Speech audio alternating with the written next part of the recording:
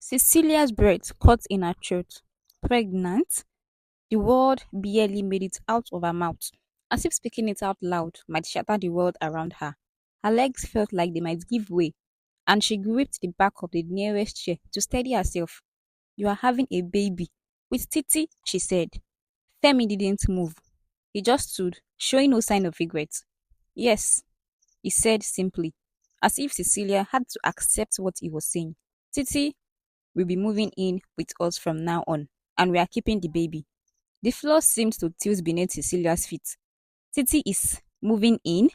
She echoed, her voice trembling. Femi, what about us? What about me? Tears stung her eyes. How could you do this to me? How? What did I ever do to you? Femi sighed, a sound that carried more irritation than compassion. Cecilia, he said, his tone flat. You can't have children. You know your condition. I won't terminate any pregnancy with my child because of you. This is how it has to be. He paused. The next words cutting deeper than any blade. You should move into the other room so Titi and I can have the space we need. Cecilia stumbled back as if he had hit her. For a moment, she just stood there, staring at him, trying to understand the cold, hurtful words he had just said. Then, painful memories she had tried so hard to bury came rushing back. How dare you? She said, her voice shaking with a mix of heartbreak and rage. Tears streamed down her face. How can you even talk to me about children, Femi? Do you think I've forgotten why I can't have children? You ruined my chance to be a mother. Or have you forgotten how you pushed me so hard that day? Her voice cracked, full of pain. And instead of being there for me, instead of giving me the support I needed, you went and had an affair with Titi of all people. And now, she's the one carrying your child. And you want me to step aside so you two can become a happy family?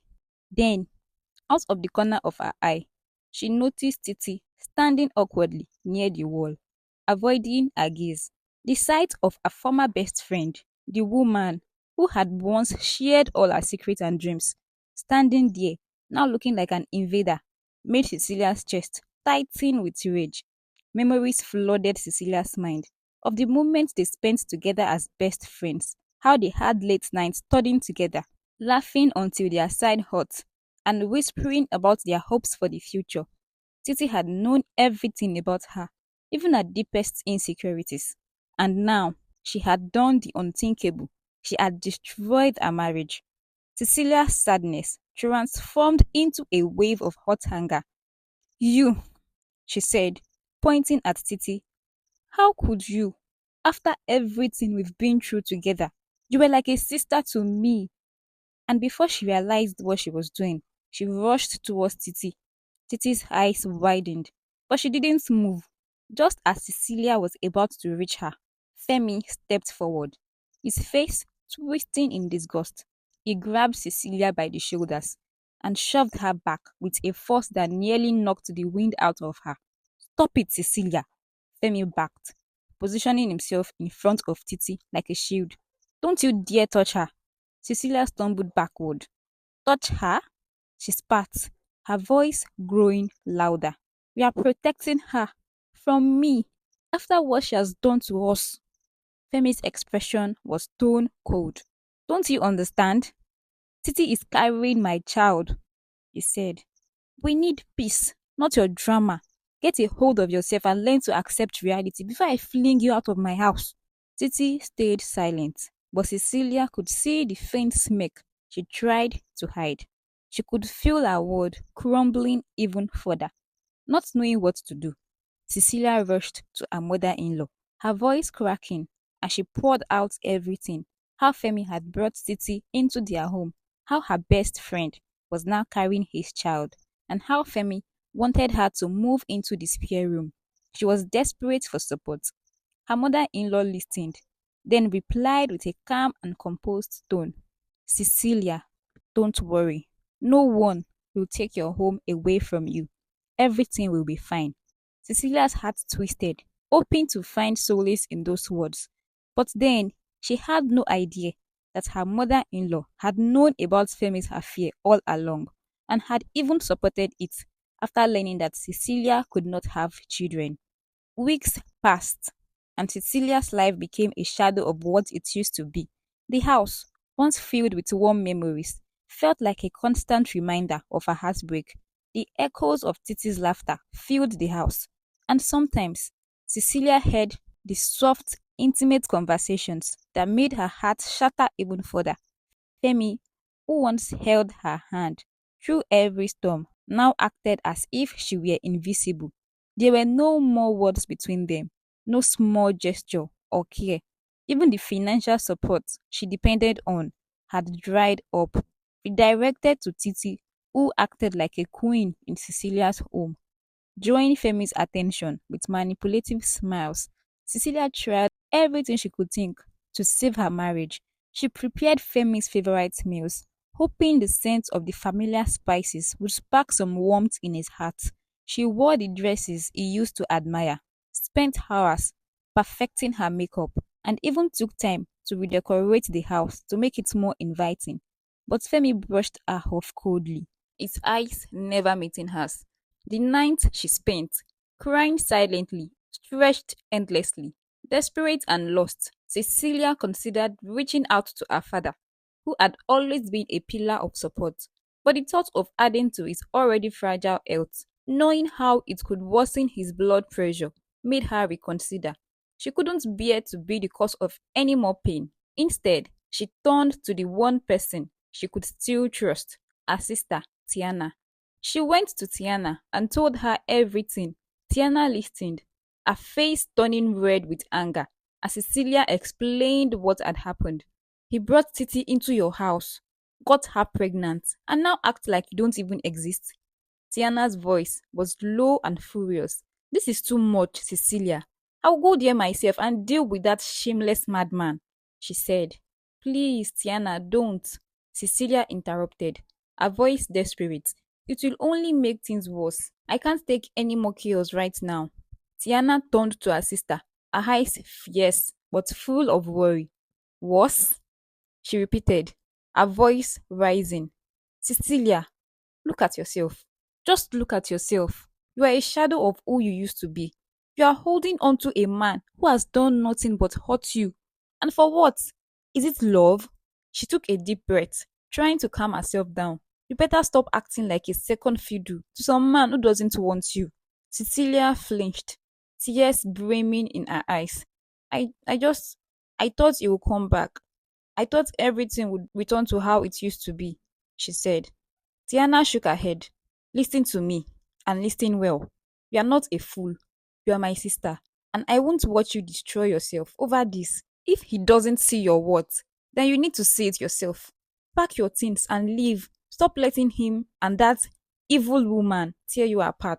And as for that enemy in disguise that you call your friend, she better not let me get hold of her, or else what she will face will be more than her useless husband snatcher, Tiana said with anger.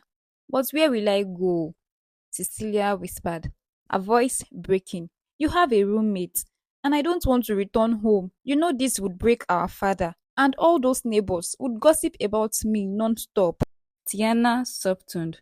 Anywhere is better than that hell. We will figure it out together. Just don't stay there and keep letting them walk all over you. Days later, Cecilia moved into a small apartment with her sister's help, starting a life over. Tiana was a strong support, always checking on her and lifting her spirits. She made sure Cecilia ate and even said jokes to lighten her sister's heavy heart. Cecilia, you have to be strong. This is not the end of the world, Tiana often reminded her. But just when things started to get better, more sadness hit. Their father, Mr. James, passed away. Cecilia's heart broke again. She and Tiana mourned and cried with heavy hearts, feeling like they had lost the last bit of support in their lives. Cecilia had already lost her marriage, and now she had lost her father, the one person who had always been there for her. The sisters buried their father with heavy hearts, but life had to go on. Cecilia knew she couldn't sit around, dwelling on the betrayal she had faced from her friend and her husband. She needed something to keep herself from losing her mind. So, she decided to search for a job. She tried everything, applying everywhere she could think of, but rejection followed her at every turn, making her feel even more dejected. Seeing her sister struggle, Tiana suggested a new idea. Why not start an online wig business? She said one evening when they were together. You could sell wigs and wig products, you know. Desperate for something to work, Cecilia gave it a try. She became an online vendor, selling wigs and other hair products through social media and online marketplaces. She threw herself into the business, using it as a way to distract herself from the pain and heartache she still carried. Slowly, the business began to grow. Others began to come in, and on some days, deliveries kept her busy. The work gave her a sense of purpose. For the first time in a long while, Cecilia felt a spark of hope, a sign that maybe she could rebuild her life. Months later, Cecilia went to a restaurant to grab some food. Just as she was about to place her order, laughter from across the room made her freeze. Turning slowly, she saw Femi and Titi as they walked in together. Femi's arm draped protectively around Titi, whose belly was now visibly rounded with pregnancy. The sight hit Cecilia. Her heart twisted painfully, and she could feel tears brimming in her eyes. She couldn't breathe. The betrayal felt raw and fresh all over again. She turned and rushed out of the restaurant, hiding from them and trying to hold in her sobs. When Cecilia got home, she cried until she had no more tears left. The pain of seeing Femi and Titi so happy together hurt her deeply. But in that moment, a new idea began to grow in her mind. She told herself that she needed a fresh start, a life away from the constant reminders of betrayal and heartbreak. No more accidental run-ins or unexpected meetings. No more moments that left her feeling broken. I need to leave this place, she whispered to herself, the realization bringing a strange sense of relief. The next day, she went to her sister, Tiana, to share her decision. Tiana, Cecilia began, I have made up my mind. I need to leave. I can't keep living like this. I am planning to travel out of the country and start fresh, away from all these memories. Tiana was quiet for a moment, her heart heavy with the thought of losing her sister to distance. I don't want you to go, Tiana admitted, her voice breaking slightly. But I understand. You deserve to find happiness, wherever that may be. Cecilia began the process of traveling out of the country. She sold her car and some of the gold jewelry Femi had bought for her when they were still together. With the money from those sales, along with her savings and what she earned from her wig business, she started the process of getting a visa and planning her move. Few weeks later, her visa was approved. Finally, the day Cecilia had been waiting for arrived. On her departure day, she and her sister, Tiana, went to the airport, feeling both excited and sad. As they stood in the terminal, Cecilia's heart raced. This was it, a chance for a fresh start. But the reality of leaving Tiana hit her hard. Promise me you take care of yourself, Tiana said, her eyes shining with unshed tears. I promise, Cecilia replied, pulling her sister into a tight hug. I'll come back for you when you finish school. We will always stay in touch no matter what. Tiana nodded and wiped her tears away. As the final boarding call echoed through the terminal, Cecilia took one last look at Tiana, memorizing the moment before she turned and walked away, her heart heavy but hopeful for the future. Just as she was about to get on the plane, Cecilia's phone rang. The name on the screen made her freeze. It was Femi. Confused, she answered. Hello? Femi's voice trembled, filled with tears. Please come home, Cecilia. Please. If you don't come, I will kill myself. Cecilia's heart pounded in her chest. Can you hear me? Femi pleaded. Please, come back home. Cecilia's heart raced faster at how desperate he sounded. In that moment, she realized she still loved him, even after everything he had done. Without thinking, she turned back and ran out of the airport, heading to a place she once called home. When she got there, Cecilia was greeted by a scene she never expected. Femi was there, in the living room, his face soaked with tears. His mother stood beside him, looking sad. But someone was missing. Cecilia's eyes darted around the room. Where is Titi? She asked. Her mother in law stepped forward and said, Cecilia, my dear, Titi is gone. She passed away this morning due to childbirth complications, but the baby survived. Cecilia's eyes moved to the corner of the room where a small crib held a peacefully sleeping baby. Titi is dead, Cecilia whispered, her mind struggling to process the news. Yes, my daughter, her mother in law said softly. This is the baby she left behind. She has no mother now. But, my dear, we are hoping you can be her mother. No one else can care for her. As you will. Femi moved closer to Cecilia, still crying. Please, Cecilia, I have changed. I see everything so clearly now. I am sorry for everything I did to you. Please forgive me. We can start over with our baby. Please. Cecilia looked at the baby, innocent and unaware of the tragedy surrounding her. This baby could become the child she knew she might never have. But then, the memories came rushing back. The lies, the betrayal, the month of cruelty. Femi had broken her heart into a million pieces. Could she really go back to him? Could she ever trust him again? Should she stay and rebuild a shattered life with Femi and the baby? Or should she walk away and start a new life, leaving the past behind her forever? Cecilia stood frozen, unsure of what to do. She felt torn into two. If you were Cecilia in this situation, what would you do? Let me know in the comment section. I hope you enjoyed this story. If you do, please subscribe.